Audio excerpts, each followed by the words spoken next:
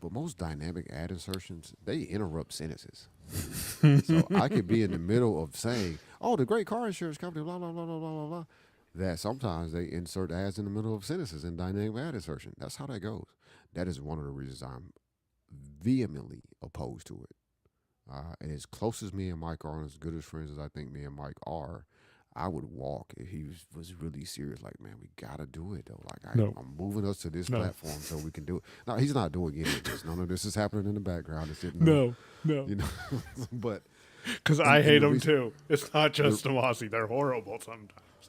yeah, and the reason is because of the poor execution. They interrupt at very random times, nonsensical times in the episode. Now, again, those, and I haven't had any experience using or configuring or helping to set up those type of instances where you insert a tone here where you want that ad spot to go.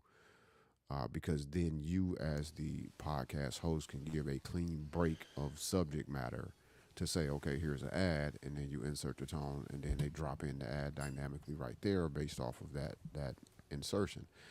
That would be great if it actually worked that way. I have not, again, I don't have any experience with any of those.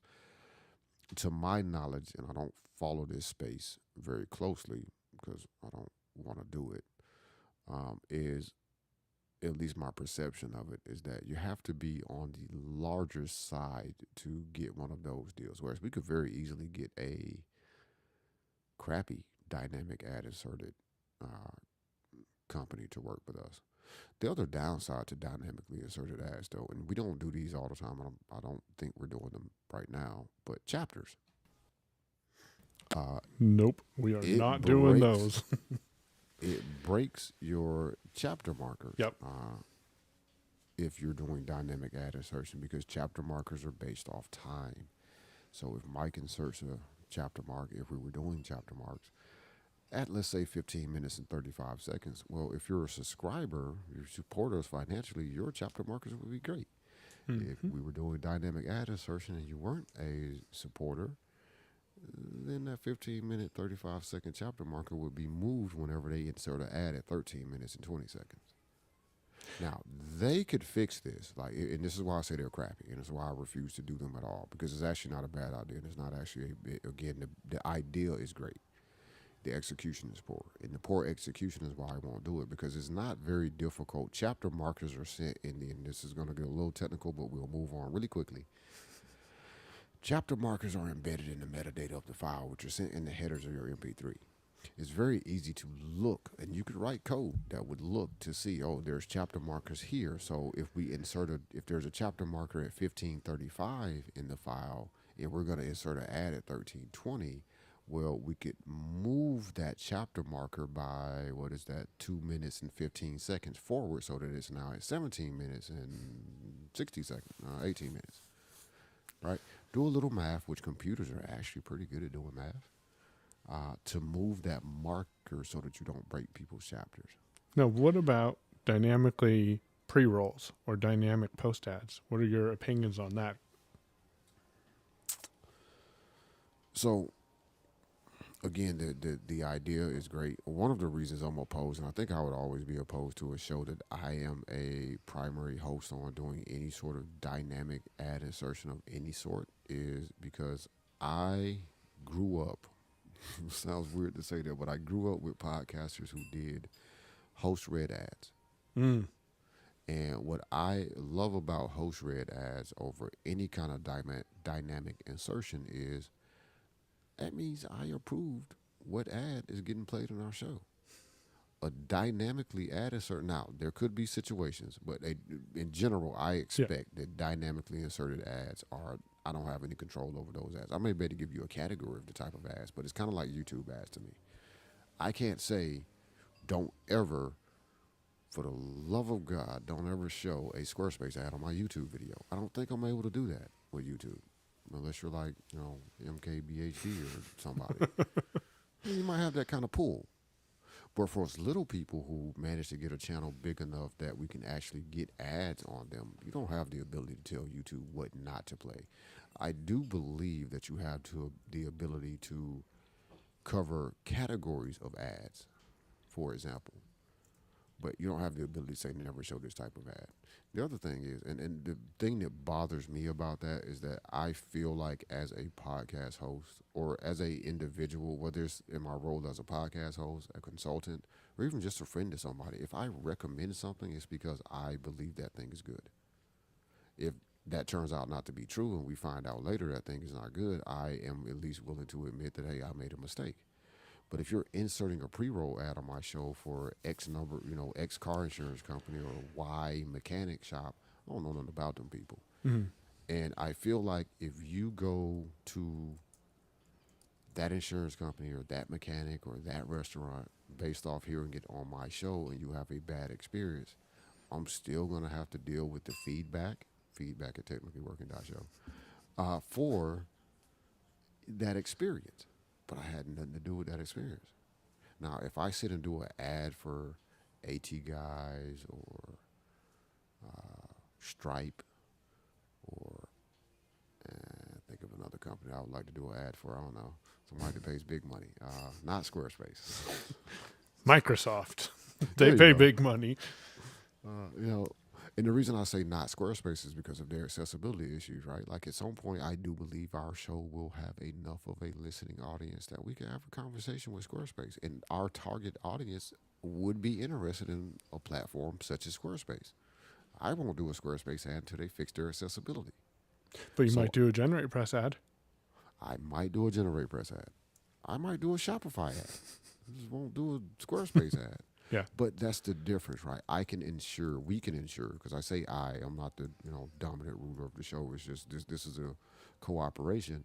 But neither one of us would want to do an ad for something that doesn't work just because they're paying us. Nope. Because I feel like we are steering you or pointing you, and again, even if we were doing ads, like it's only our responsibility as a podcast host to point you at a company that we think may be good for what you're looking for. And if it sounds interesting, go there. Please use our code if you choose to buy anything, or use our special link so they know that their advertising is actually working. However, it's up to the company to sell the product to you once you get there. That has always been my feeling about podcast ads, and the reason I like host read ads is because, again, typically you're not going to read an ad for something you don't believe in or you don't use. Anything we've ever recommended on this show, and I mean recommendations because we haven't got paid to do anything, has been because of our experience with this tool or that service or that app. And whether we're using it today, we may have outgrown it or don't have any use for it anymore, but our experience is still great with it. Michael mentions Generate Press.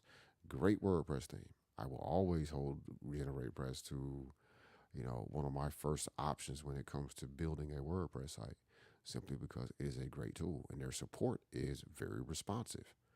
I would also recommend buying the GP Premium add-on that gives you a whole lot of extra features that can minimize or even in some cases negate the need to write custom code or create your own custom template files or even use a child theme in a lot of cases.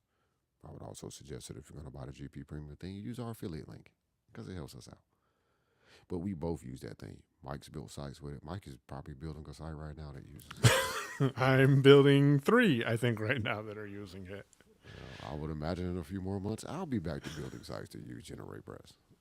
So it's something that we actively use. And even if I, moved on to like, well, building my thing from scratch, starting with the WordPress underscores theme, I would still say Generate Press is great, even though I may personally not use it anymore, for reasons of customization and not, starting from where I want to start from. Still a great thing. So that's that. But that is my issue overall with dynamically inserted ads of any sort, because number one, the inserts in the middle of shows tend to be very poor. Um, the pre-roll and post-roll ads, like I said, it more comes down to I prefer to advertise for things that I can personally verify are good things for you to go after. I don't want to steer you in a direction because you heard about something on the show that neither one of us has never used because they're talking about something local to you. Again, the idea behind it is great. And I think for certain types of shows, it even makes more sense. but I don't think that's our show. So my ad for today is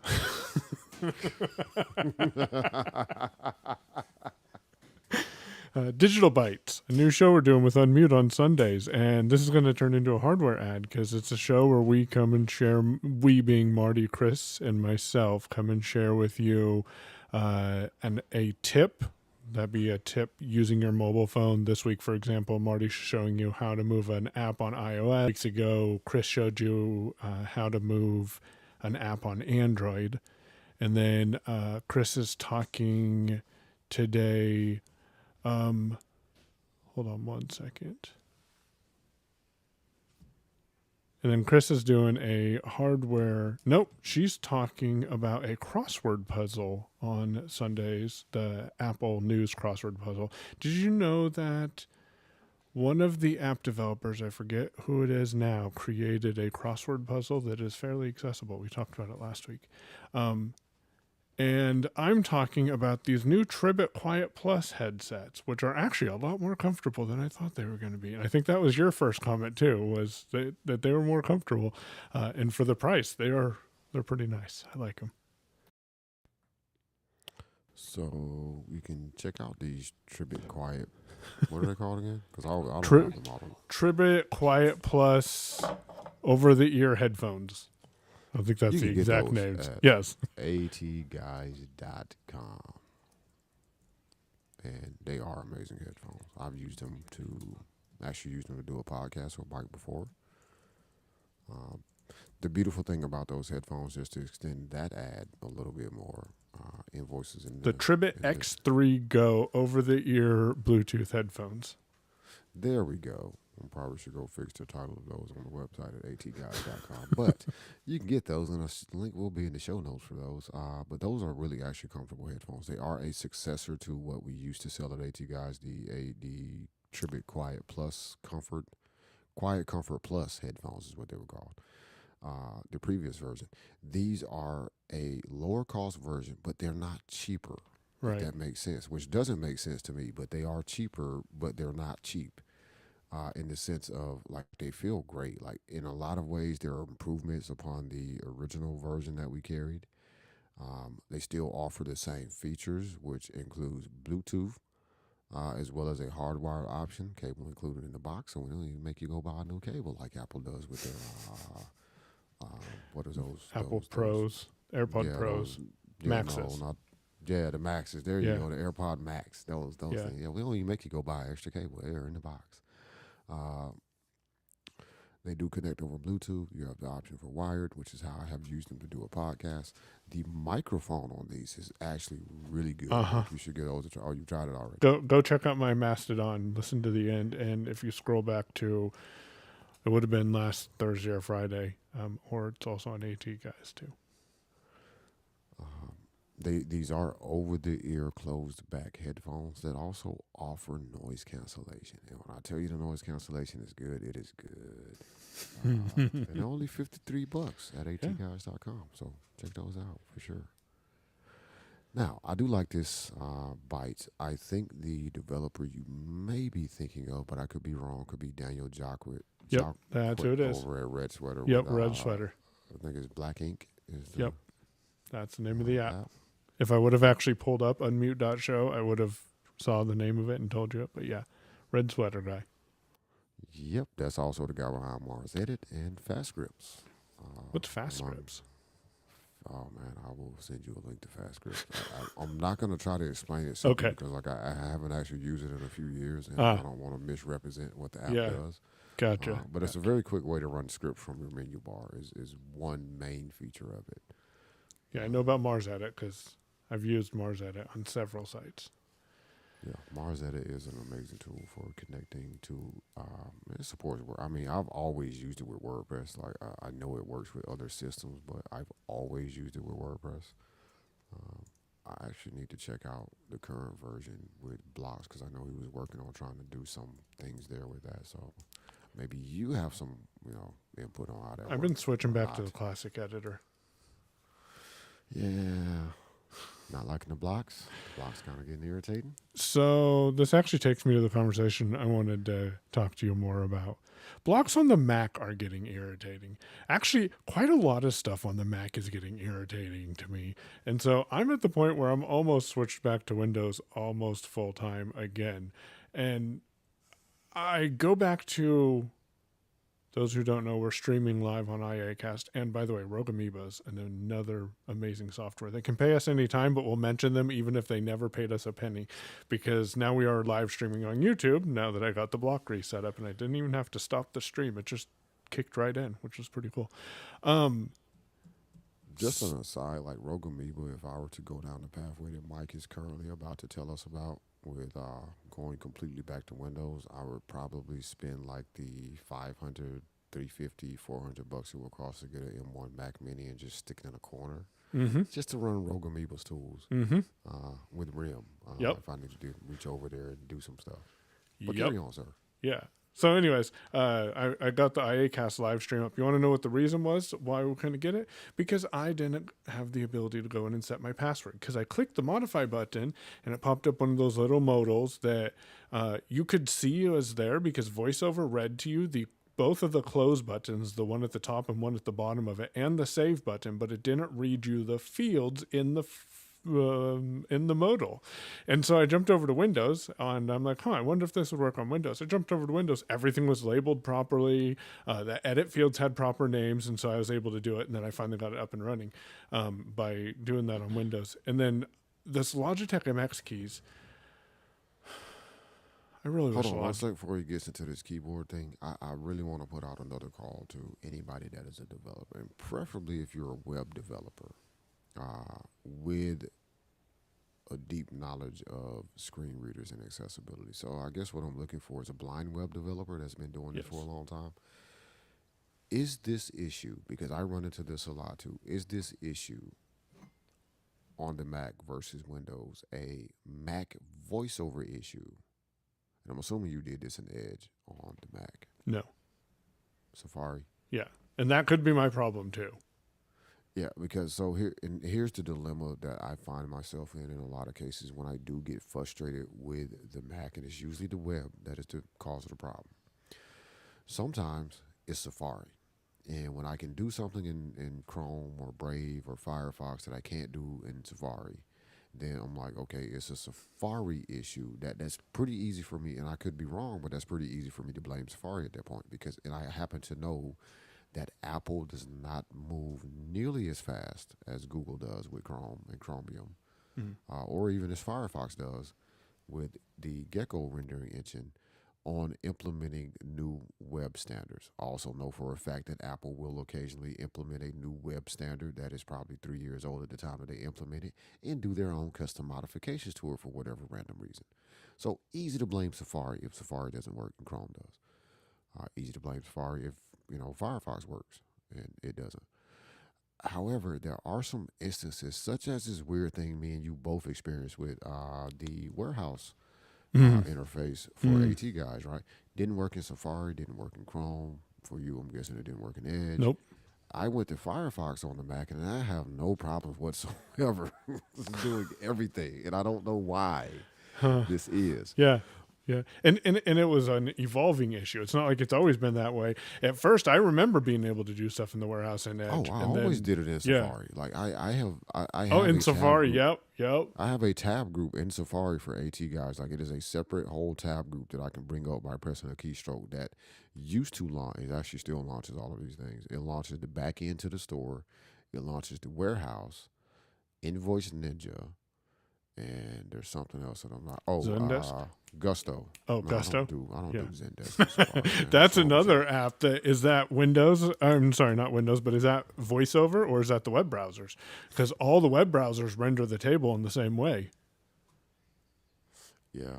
And I've seen issues where a table works fine, and I've seen issues that go the other way too, where like I can't get this to render in Chrome on the Mac correctly and navigate, but I can go to Safari and always great.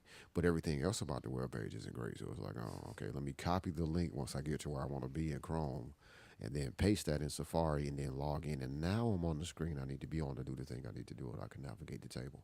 But my question is really, what is at the core of this problem? Like, is it the website and maybe the way that it's trying to render JavaScript or whatever, and the way the browser chooses to handle that, or is it seriously a deficiency that sometimes for whatever ironic reason doesn't manifest itself with voiceover on the Mac being way behind the curve? Because other than a few features that they've copied over from iOS here recently, and I do mean a few features, um, VoiceOver doesn't seem to be getting a lot of improvements on the Mac over the past couple of years.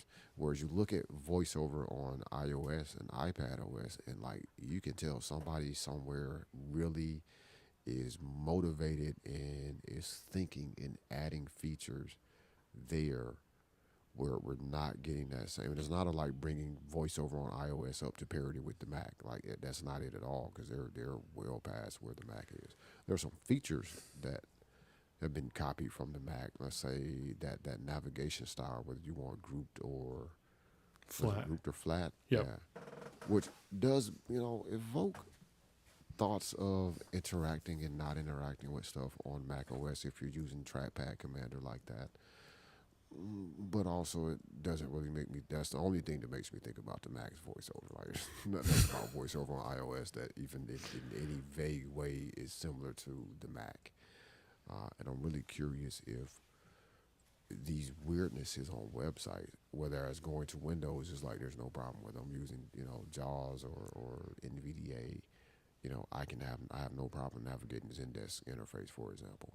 Other than it being Zendesk, but Yeah. still is a much better experience on the Mac. I mean, this is the reason I purchased Parallels a Right. year ago for the first time, was couldn't do my job, man. But Yep. I'm curious, like, is it one of those scenarios where voiceover being behind the curve is not handling things because the web is a constantly evolving thing, right? It's always moving. Like, there's not a hard target to be like, oh, it's not like writing an app for Mac OS where you can say, okay, this, that, and the other, and you're done. Boom, your app is accessible.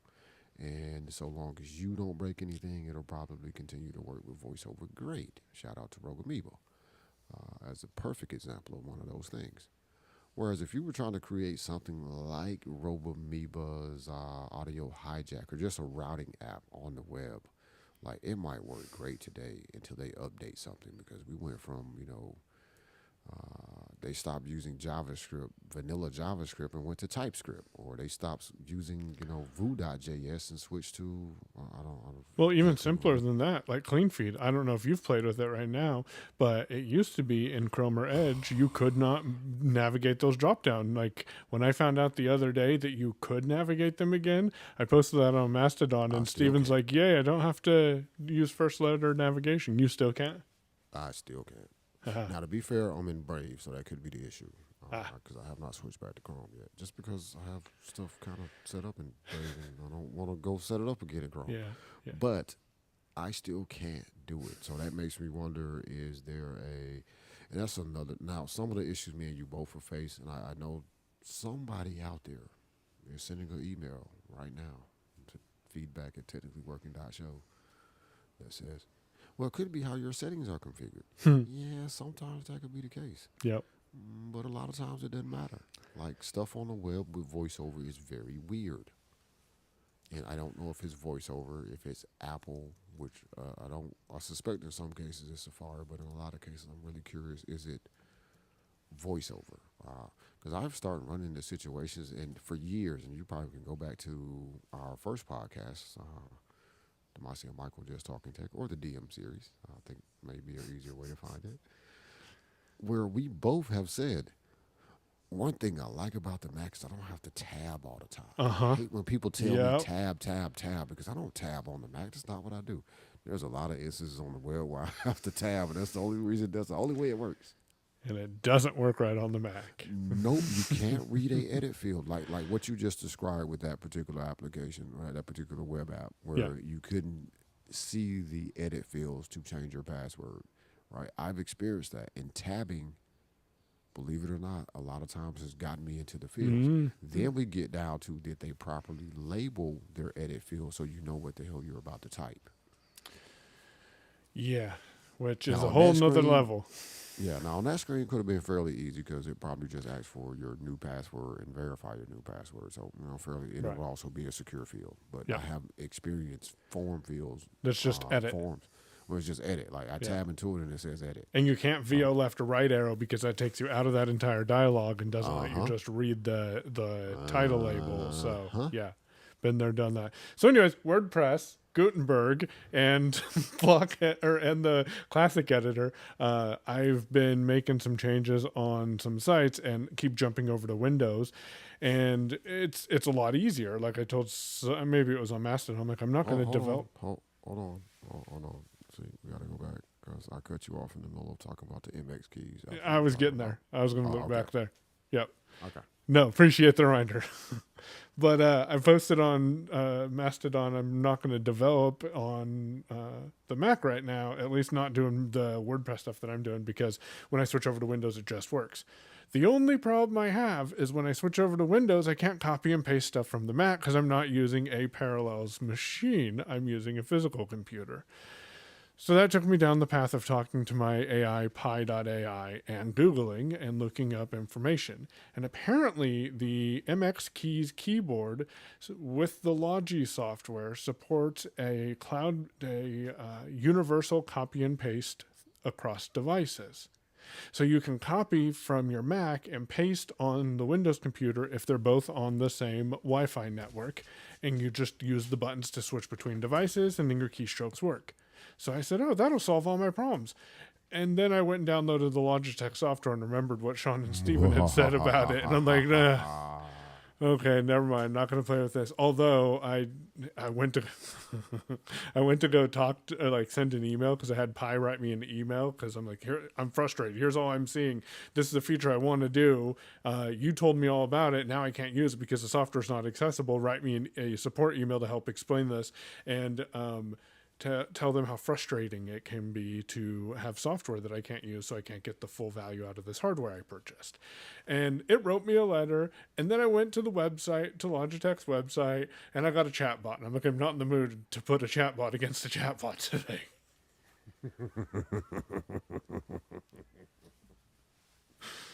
So moved on with my day. I haven't even tried it on Windows, but yeah, that's where my frustration with Logitech was coming from, because they could make their software accessible. My thing with software and accessibility is most of the time, and there's a recent episode of the Accidental Tech podcast where this comes up again as a thing, and I remember previous episodes or previous interviews with Marco Armand, who happens to be the developer of Overcast, around different things. One of his conversations was about accessibility, one of them was just about interface in general. But for me, a lot of times when it comes down to accessibility, all you have to do is just give a crap. Like Mm-hmm. just give a crap about it at all. And a lot of times that puts you way ahead of where you need to be. It doesn't make it perfect. And I'll give a perfect example of an app of just giving a crap about accessibility in the first place. Mac Whisper Mm. wasn't perfect when it came out. Like there were some issues there, but for the most part, we were able to use that app hands down. And I remember sending the developer an email shortly after downloading it and saying like, hey, I appreciate the app. First of all, this is great because I didn't have to go through all this command line stuff to install all this stuff and start piping files into a thing because I really didn't feel like doing it because I couldn't be bothered to do all that because I didn't want to do it. But also, I really appreciate the accessibility here. There are a couple of things that could be tweaked, but overall, out of the gate, like this is much better than I expected. Mm-hmm. Because generally, when I hear about an app like that on the podcast or across the internet in some form or fashion, you get it and it sounds great, and you open it up, and all you get is button, button, button. Uh, and he wrote back, and he's like, "Yeah, I actually had somebody that was blind working with me on the very early alphas of the app to try to get that working." Again, just giving a crap Yeah. can go a long way when it comes to anything being better than your competitors. For a company like Logitech, I really feel like at this point, and I hate to say it this way because I'm not gonna say I've been proven wrong. It's just that I've been around long enough to see companies change or see the dynamics within a company change or the priorities within a company change. Zoom used to be not Zoom.us, the software, but Zoom, the recording field Yeah. recorder company. Uh, I've been around long enough to go from they could care less about a blind person trying to use their stuff to, oh, you got to turn the accessibility off on these new H1s or the H for like these new essentials lineup of H recorders, right? And that's not a, oh, they all of a sudden woke up one day and realized something, or it doesn't mean I was wrong about them 10 years ago. It just means that the company has changed, or the priorities of that company have changed over the years. Yeah. Leadership has probably changed. I have a Focusrite device on my desk. Asked me 3 years ago, would have been like, nope, they don't care about accessibility. I don't want any of that. I ain't buying crap from Yep. you.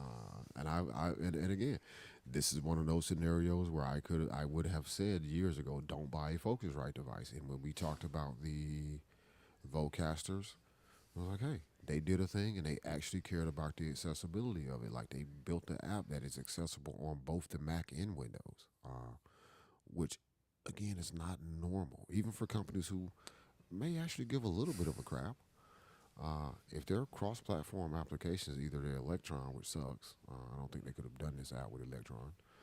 Uh, but you usually get the devotion of accessibility time to the Windows version Mm-hmm. of an app because there are more JAWS users in the world. Never mind NVDA or Narrator or any other Windows screen reader. JAWS is what you hear and what you get key commands from people. Yep. Down to I've had people who know I'm using a Mac and they try to give me commands like I'm using JAWS. Like, shit is stupid. I don't understand it. So again, I applaud them, and it doesn't mean I was wrong about them before. Maybe my perception of what they were doing was wrong, but I'm going to forever stand on the fact that this is what you gave me because there was Yeah. never a conversation or a subs. I can't say that word. There was never a response from their support that indicated, you know, anything different to me than 3 years ago, what I said or what you said. They don't care about accessibility. Or what I said 10 years ago about Zoom or 5 years ago about Zoom. They don't Mm-hmm. care about blind people using their stuff. Doesn't mean you have to jump over the moon to prove something to me because who am I? The point being, I stand by what I said 3 years ago because at that time, that's the only perception you gave me. Just like when people make judgment calls about what Apple is or is not doing or what their focus is, you don't share anything else. So when we as Mac platform users look at the bugs with voiceover or look at the lingering issues and the lack of development on voiceover, sure, a super nice person or somebody who just wants to, not offend anyone might say, well, yeah, there's problems, but they're probably working on them inside of Apple. I'm going to tell you, I don't give a good God what they're doing inside of Apple because they're not communicating to anybody who writes to them about accessibility. So therefore, the perception I have and what my daily usage is with Mac OS is they ain't caring about voiceover on the Mac right now. I feel like where a lot of Mac lovers were several years ago before the Apple Silicon transition happened, where Apple doesn't care about the Mac as a platform anymore. It's all about iOS and the iPad. Uh, was now those people's tunes have changed. Dramatic's like, the Mac is so great now, and they're really focused on it. It's because they figured out they couldn't kill it.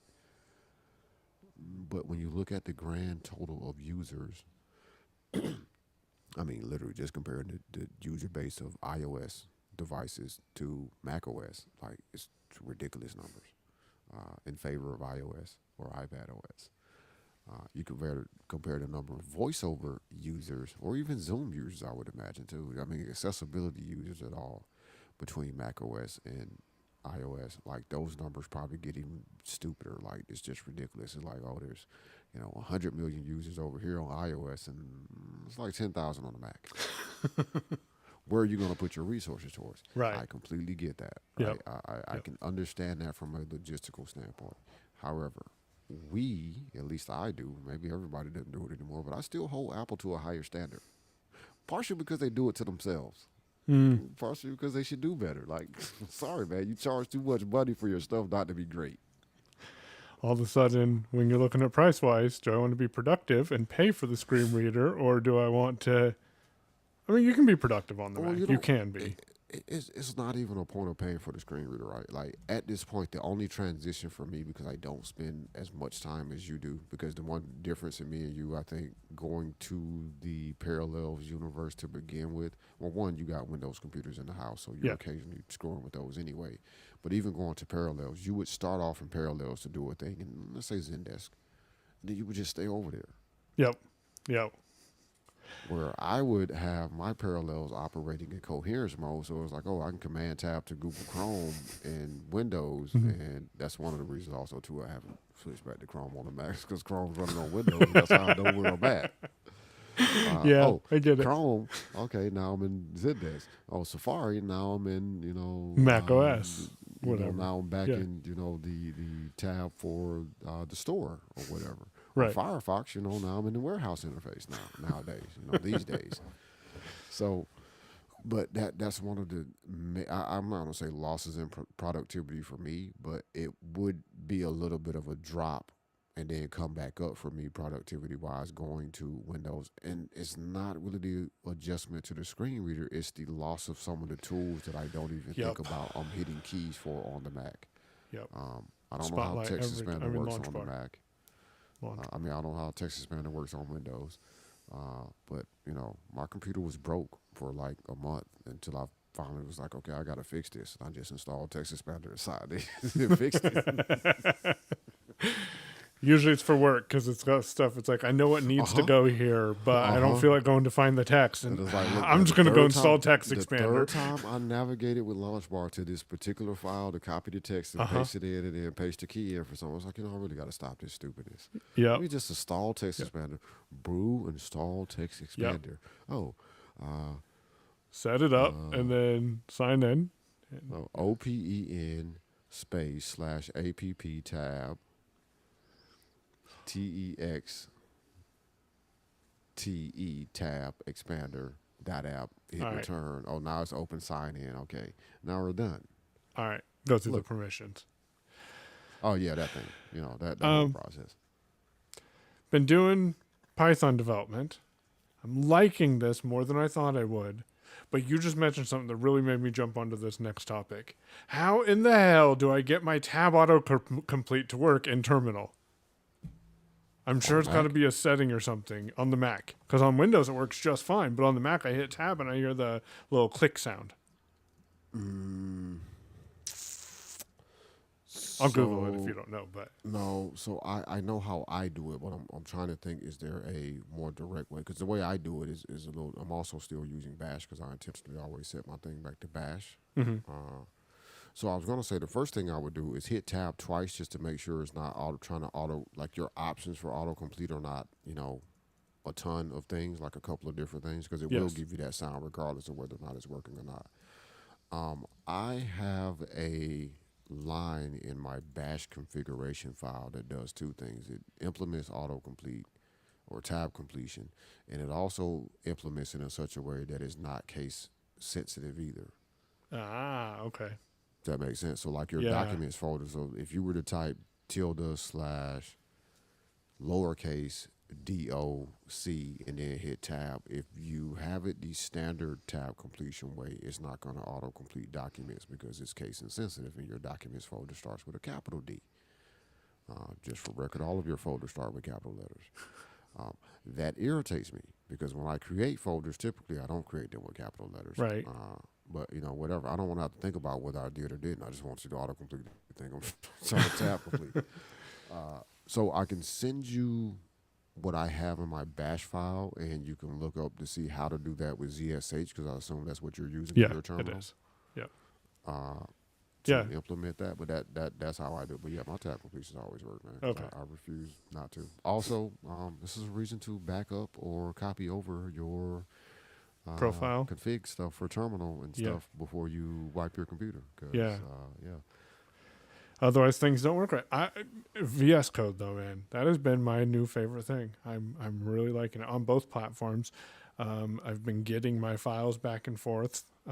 So using the git commit and then git push on the Mac after I'm done writing on the Mac, and then I'll go git pull the files to the Windows computer and then run the programs on the Windows computer to see if there's any issues or if everything displays the same way it does, which has been kind of an interesting way. The real reason I've been doing it that way is because tab autocomplete works on Windows and not on the Macs.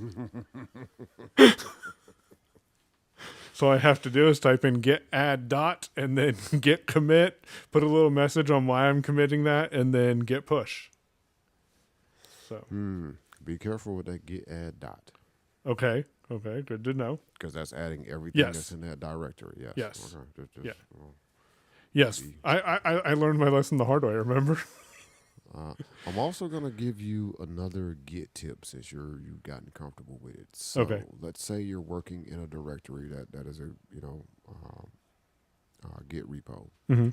Like class And assignments. And everything that you want to commit is already there, Mm-hmm. right? Like it's already a part of your working tree, which means Git already knows about this file. You're not adding a new file to your commit. You're just like you've updated a file and you want to now commit that, right? Yeah. Git commit hyphen ALL, or I think git commit hyphen A actually works as well. Okay. Space, and then do your hyphen M space, your quotes, and put Yep. in your commit message and hit return. That will add everything that has been modified on that current branch to the commit and commit it. That is handy. Right now I'm That's just working with one safer. file, but Yeah, that's safer than doing git dot, because if you get in the habit of doing git add dot, then you're going to eventually at some point commit some stuff that you had in that folder that shouldn't have been committed. Okay. Whereas if the file that you're already using, the file that you want to commit, or the commit that you want to add contains files that already knows about, so you're not having to add a new file Mm-hmm. to it. Like this is, let's say you got project2.py that you're Mhm. working on, right? And you've already done the original git add project2.py and Right. committed that. So now Git is aware that this file exists as a part of your working directory. In future, git commit hyphen A space, git commit space hyphen A lowercase a. Yep. I'm not Hyphen sure if that matters or M not. to give it the Hyphen commit M, and then message. your commit message, in return, will commit anything that has been modified at that point on your thing, because it already knows about it. And then you won't, because I only use git add, honestly, only use git add when I'm adding a new file that Git is not currently aware of that is in that directory that I'm working out of. But you have to make Git aware of files that you put in the directory, correct? Yes. Yeah. Yes. Okay. Good to So, know. and that's why I said be careful with git add dot, because you could add like a practice file or something, or something random gets pasted in there, and that's going to add whatever's in that directory that Git doesn't know about. Whereas Okay. git add explicit file name says add this file. And then that I'm once it's telling you added, about. you can just commit it Yep. when you make your changes with that commit -a-m flags. Yep. Okay. And for whatever reason, you can't do -am, which sometimes works with certain terminal Yeah. commands. You can't do that with Git, so you have to do -a space -m. At least that's how it has worked for me in the past, and is what I continue to do. Gotcha. Sweet. So yeah, Python. It's fun. Let's see if I'm still doing it in Python 3 is weeks. interesting. Yeah. And I got to get caught up on the classwork, but just, as I've been exploring it, like I see now, I think why a lot of people start with that, or a lot of programmers suggest, hey, start with Python or something like that, because it's of the type of language. And I think there's a couple of reasons. It's not super low level. Like there's, if you're trying to do other stuff, you want to start with like assembly language or C or something. But a lot of things there can help you, because I recognize, I'm not going to say conventions from Python necessarily, because Python is Python and JavaScript is JavaScript, and et cetera, et cetera. But I can see where the object-oriented nature of Python definitely helps with dealing with JavaScript, because a lot of that is object-oriented, at least from our perspective. And there's also ways of writing object-oriented PHP, which again helps. But I also think my dabbling in taught I need to know how to do this thing at this moment with JavaScript and PHP over the years has also helped me more easily pick up some of the concepts in Python and be able to kind of be like, oh, I see how that works right now. Like, that's easy. I mean, do this thing, and if I write that thing, that should work, right? Oh, okay, it does work. I was playing with some CSS the other day and I got something to work, and it's an amazing feeling when you like it should work this way and then you do it and then it works that way, and yeah, I like that feeling. Yeah, CSS can get real messy. Yes. Uh, Especially when you can't see it. yeah, that's the hard part. Like when your CSS code is valid, but it doesn't do the thing that you told it to do, which I've had happen to me. It is like this code is valid. Like I run it through a validator, like and it's like, Right. oh yeah, that's valid CSS. But you put it on a web page and like, no, it doesn't do that thing. And it's like, but I told it to turn the whole page red, so like everything should be red. The text should be red. The background should be red, and that Everything didn't should work. be red. And Yeah. it's not. And that is the, I mean, I picked this up from reading people's, like tutorials and stuff or explanations of things over the years. Like, if you want to test that your CSS is working the way it expects, turn everything red just to make sure it works. Because it's easy to identify, hey, is that text red? Okay, that means the code I wrote does affect the text I want to affect. Now turn it the color you actually want to turn it. But very quick, because you can get somebody that doesn't know anything about what you're doing and be like, hey, look at this page Yep. for me. Do you see red text at the top? No, the I've, whole background is red. It's like, oh wait, that's not what I meant to do. I've surprised some IRA agents because I've been using the small business offer lately. Because I can have Ben help me and stuff, but when I want to do it, I just want to do it. So I'm like, here's what I'm trying to do. Here's the document I'm trying to match colors on. Is this the way that it should be? No, it's not. I'm like, all right, hold on a couple of moments. Let me go make a change here. Let me do this. Okay, now reload it. Reload the document or reload the page? Reload the page. Then she reloaded the page. She's like, oh, you did do it. That made a big difference. It's interesting to hear the excitement in some people about how you can Yep. make a big difference, especially when you know what the problem is, but you like haven't done it. Yeah. Yeah, and I've had that same. I've had similar experiences with IRA agents too. Because I'm like, okay, this is what I'm trying to mimic. Look at that. Look at this. And they're like, oh no, it doesn't look like that at all. Okay, hold on. Okay, now reload that page. Oh, you fixed it. Oh, you moved that picture. Yeah. It's Yeah. like, oh, take a look at this image and tell me how it looks in context to the page. Oh, it's super big and like it takes up way too much space. Okay, hold on one sec. Okay, Yeah. reload the page. You fixed it, and now the picture's on the left and the text is on the right. That is amazing. But it's like you don't know anything about programming. You don't know how, simple something like that really is if you know what you're doing. Like Yes. it's not even complicated. You just At need least in that my visual mind. input to know, I just is want this to the make way sure, it should yeah, look? is it the way it should look? But for them on their end, it's like because they're not usually web people. Yeah. It's like, oh my god, I didn't know it was that. Like it's amazing because of how quickly you just did a thing. Like it's not even a, oh my god, this blind person just did this amazing thing. It's like is it really that simple? Right. Like oh my Right. god, it's like Maybe I you should pull up. build a website for my grandma. It's like oh, you pull up and my car is making this very strange sound, and you go in there, you pull a sock out of their, tailpipe and fixes it. You're like, oh my god, that's it. It's like, yeah, that was it. Yeah. Yeah. No, I ain't never seen that. But you get the point. It's like a super simple thing. Like, man, we cooked chicken and waffles yesterday. As Really? we're recording this for people. This is Saturday, so Friday for lunch we did chicken and waffles. Yeah. So we made enough money in the month of March. We had enough of a profit that we were able to spend about $450. It's actually a little bit less than that on a professional grade waffle maker. Nice. That's awesome. Because one of our best customers is been asking about. He's like, the one thing I've been wanting BEP to do since I started working here is make chicken and waffles.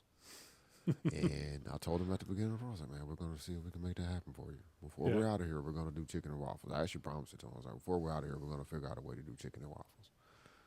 So we made enough of a profit to buy a waffle maker. That's So awesome. we did that yesterday. Sweet. Funny thing is, the guy who's been wanting it all this time wasn't there yesterday. Oh. Isn't that how it goes, though? Yeah. And the funny thing is, he did get to try the original when we tested out the chicken and waffles and Ah. decided we weren't going to use the pre-breaded chicken tenders. We were going to hand bread our own chicken tenders and fry them. So we did get, did get to try it. Yeah. And, like I pointed out yesterday to the class, because it really is kind of sad that he wasn't here for this. I was like, well, Russ will get to walk around for the rest of his life. And anytime any waffle is made in BEP at any given time, you can say he's responsible for that waffle maker. Yep. And Sure I ain't even gonna disagree with him, because honestly, I wouldn't have bought it. Other than, we told him he was gonna do it. Yep. He did it. That's awesome. I really still don't get the whole fascination with chicken and waffles, but whatever. To each their own. Yeah, there you go. Chicken and waffles don't make any sense. So do you want to mention what else happened to BEP this week? I don't know what else happened to BEP.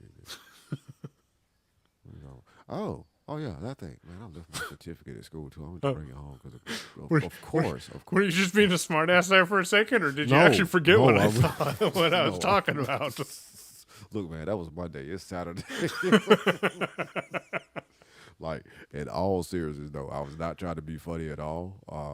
That's how life has been for me for the past months. Is like, it's Friday. I have no idea what the hell we did Monday. Like, I don't know what we did yesterday. Shit. No. So what happened else this week in BEP for me, actually for the entire class, is on Monday we took our Serve Safe test and everybody passed. Yay. And everybody passed with decent scores. Like, nobody barely squeaked by. Like, I thought I was going to barely, maybe I had it in my head. Like, I'll probably squeak by with like a 70 or 71. Which, again, I wouldn't care. Like, as long as I pass it, I'm done. Like, I ain't got to worry about it no more. Because everything else from here is downhill, right? Once I pass Serve Safe, because I don't recall, because it's been it's early part of the program, or discussing what the curriculum kind of looked like with us. I don't think that you're not able to get your license as a vendor in Alabama without passing Serve Safe. But in a lot of cases, it's pointless having it, because a lot of facilities, even if you're not cooking anything, they require Serve Safe, just, for whatever reasons, right? Like reasons. I don't care that you're teaching people how to use the iPhone. We want you to have a JAWS certification before we're going to pay you. So it don't make any sense, but okay. Yep. So not passing Serve Safe would have meant getting a license, either not getting it or getting it and not being able to apply. And I actually think the facility that I want to apply for here may require you to have Serve Safe. I have seen one that didn't have any cooking facility at all. It's like, must be Serve Safe certified. Okay. Also must pass a background check. I'm like, okay, well, that takes out some people on driving for them, because you ain't gonna pass. But the whole class passed, which is great. I was actually right in the middle of the pack, although, to be completely honest about it, I think our young lady would have passed with the highest score had she not done the thing that people who get extremely nervous about tests do, which is she went back after finishing, like before she submitted her test, and revisited questions and changed some answers. She actually came out with a lower score than mine, but I think that's the reason. Yeah. I basically kind of blew through it, not because it was super easy, but because some of the stuff I did actually know, and I knew more of it than I thought I did. And the things I wasn't sure about, like, I took my gut instinct answer, like, which one makes sense here. And so, came out on top. I passed it. And that was the main thing, was passing it. And got a certificate. And I forgot to bring it to the house, because I think Tia probably wants to put it on the wall or something. I don't care. I'm done with it. Like, Time to move on. Next challenge. Get that one tackled. Yeah, take this quiz Monday for this chapter of the rules.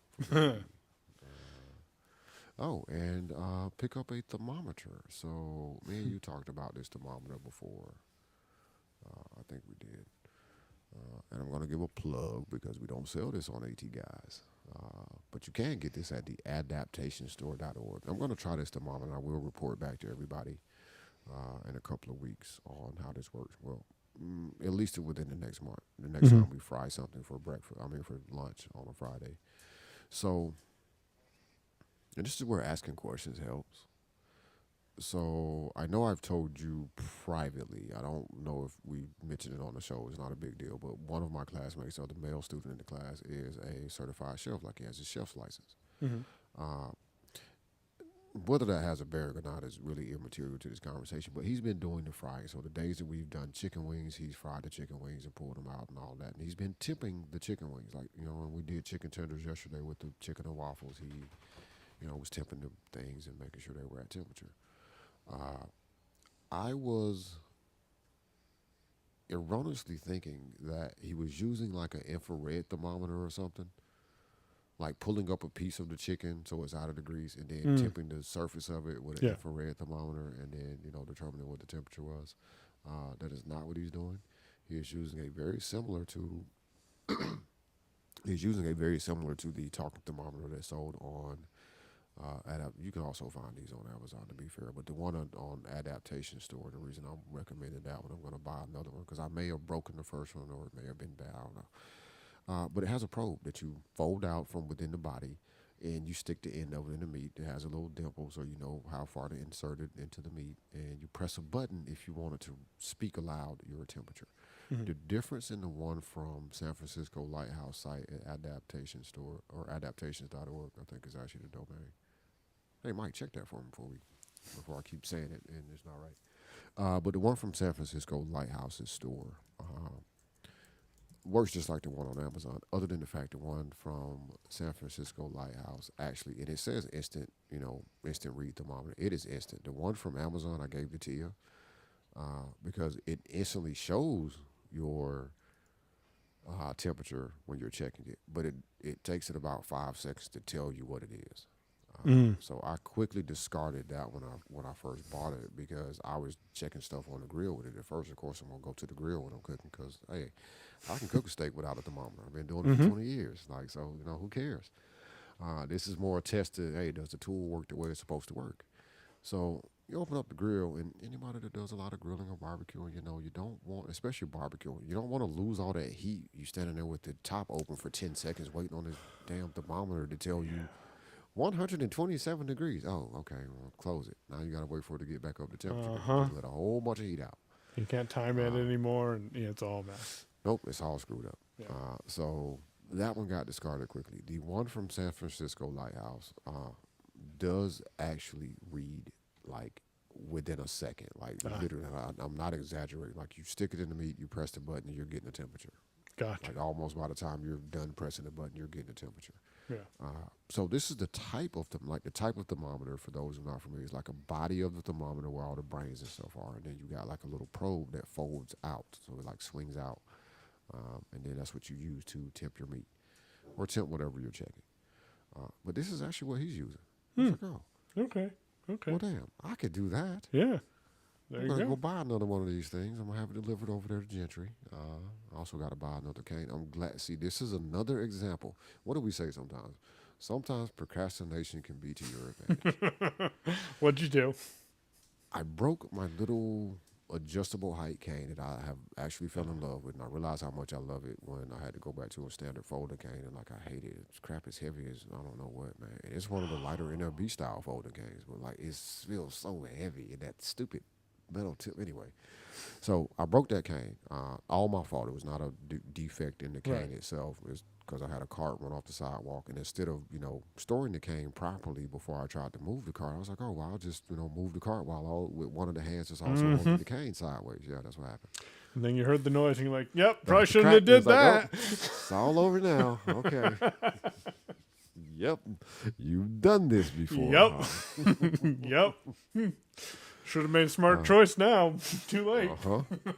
So all this week I've been planning on ordering a new cane and also ordering another ceramic tip because that's also what I've been using. And I like the ceramic tip better than the NFB, metal tip. Okay. Which I know, thanks to Doug, it came off. I probably could have found out from somebody else, but Doug is the one. He just took that off the off the bottom of a child's school desk. Like, I mean, it makes sense now that you said it, but no, I Right? didn't know that. But I actually like these ceramic tips better than those. I really Uh-oh.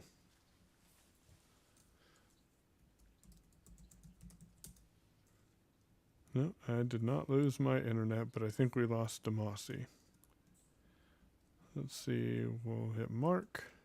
Yeah, I lost all of Damashe's audio. He might not even know that I lost him, too. 9503, we should wrap this up.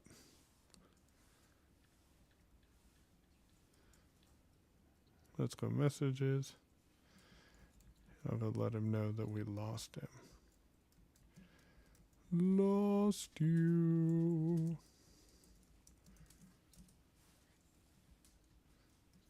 Boom, there we go.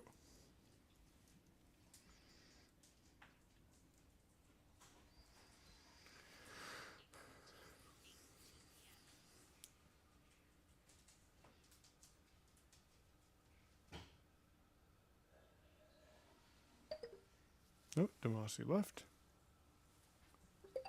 There's Damashe again, maybe. All right. Yep, You hear me? there you are. Yep. I have no idea what happened right there. Yeah, that was weird. It's probably macro. I think the computer went to sleep and then it's like, oh, we're gonna kill this Wi-Fi Connection. connection for a second because we don't need that. Yeah. Okay. What's the last thing you heard me say? You were talking about Doug. Okay. So let me pick up from right there because I do remember what I said.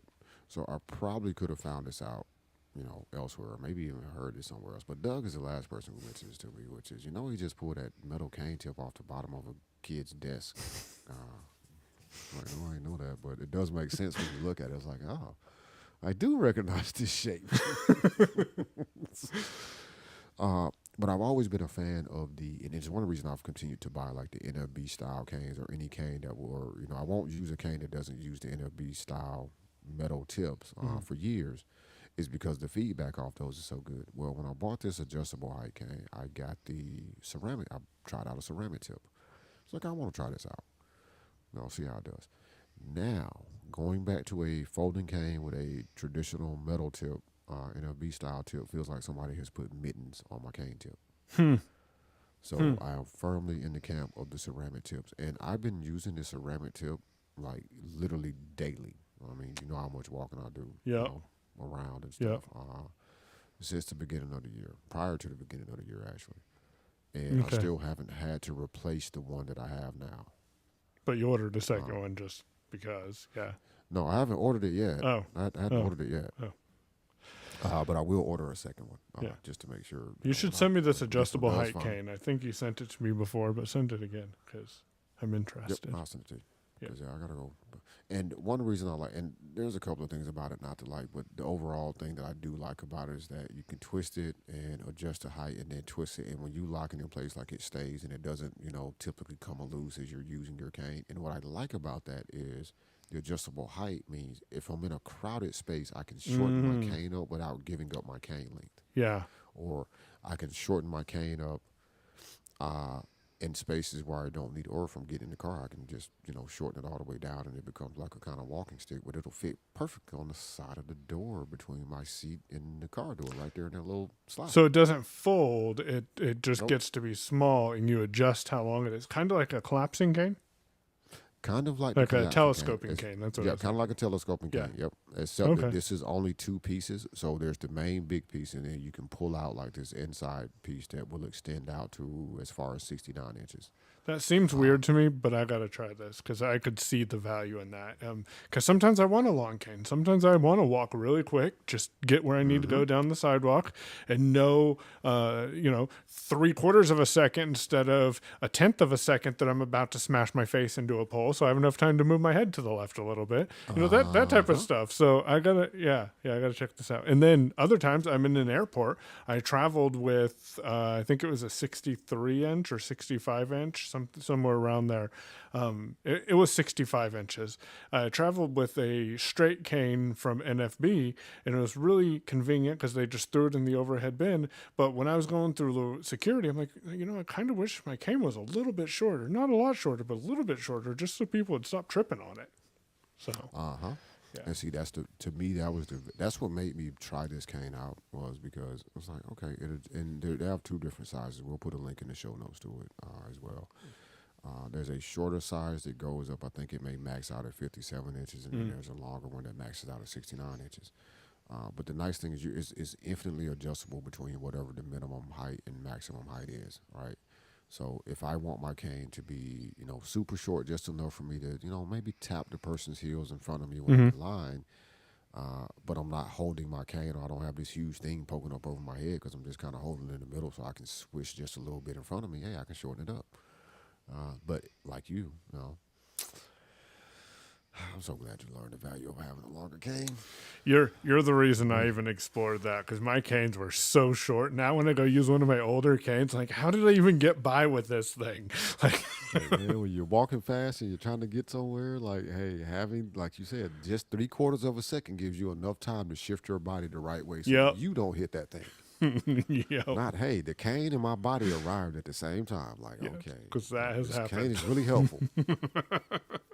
I knew I was hitting it as I was hitting it. It's like, oh, pole, boom. Yeah, Dang. yeah. Yeah. So that's what I like. The ceramic tip for me for feedback wise, like, it's very similar to the type of feedback you can get with a metal tip Mm-hmm. cane, but better, like infinitely better. Um, so I am ordering another one.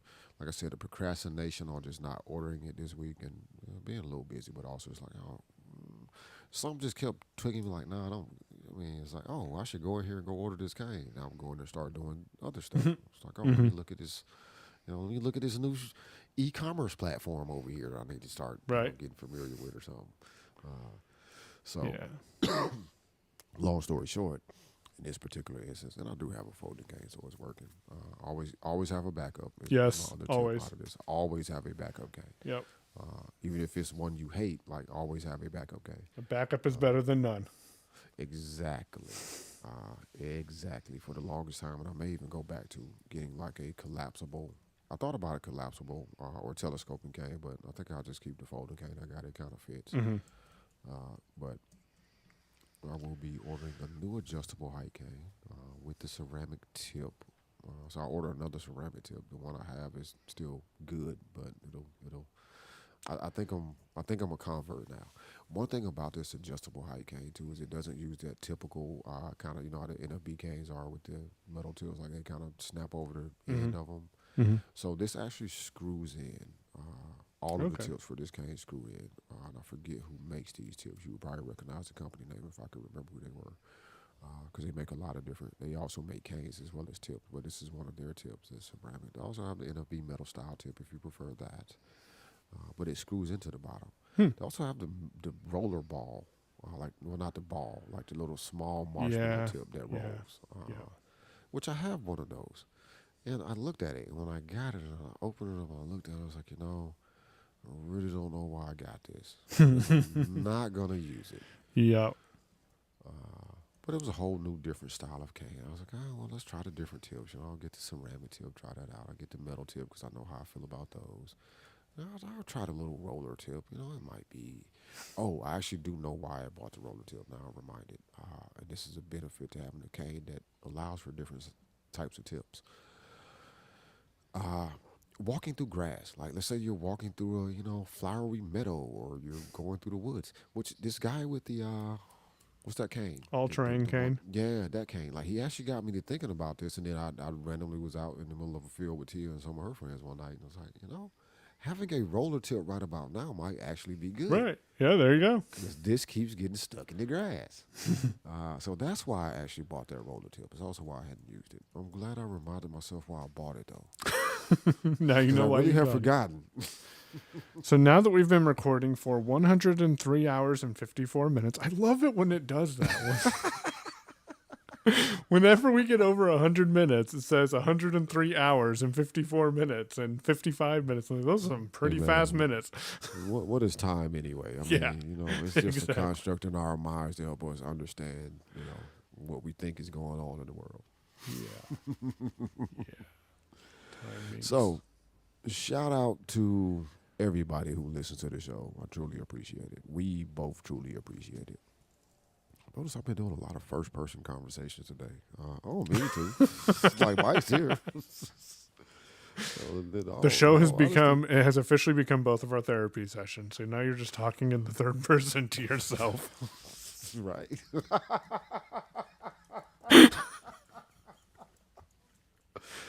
And the listeners are just along for the ride. Just along for the listener, man. We appreciate all of you being along for the ride. There's a couple of topics we didn't even get to today that were really relevant for work life balance type of stuff. But we'll get back to that. We appreciate everybody that comes along for the ride. Truly. So thank you for staying subscribed. We appreciate if you share the show with anybody else that you think could get some sort of entertainment or help out of the content that we produce every week. Because it is our goal to be transparent, be entertaining to a certain extent. I don't think we can really help it. Mostly because some of our issues are just funny. But also to just kind of bring, reality, bring our reality to you a little bit. So hopefully you're enjoying it. We appreciate you coming along for the ride. As I said, share the show with a friend, if you please. You can reach out to us if you have feedback, whether it's good, bad, or you want us to cover something on the show. Feedback at technicallyworking.show. No, don't add a .com to the end, please. Otherwise, we won't get it. And yes, I did check my email. We don't have any new ones. Feedback. Feedback at technicallyworking.show is how you can send us an email. We're both on Mastodon and nowhere else at the moment. He's Payon, PAYOWN at unmute.community. And I am Damashe, DAMASHE at unmute.community. And a big special thanks to those of you who support us financially. You probably are hearing this early. There probably won't be a bonus show this week for you, but as always, we appreciate it because you can spend your money anywhere and you're choosing to spend a little bit of it over here with us. Still looking for that $150 person. Let's hit that button. Somebody do it, please. Just once. I just You want don't to have make to sure do it works. reoccurring. Yeah, we just want to want test to make it. sure it works. Like, does it actually work? Does it really work? Or do you get an error when you do it? Technicallyworking.show. Choose the tip jar feature.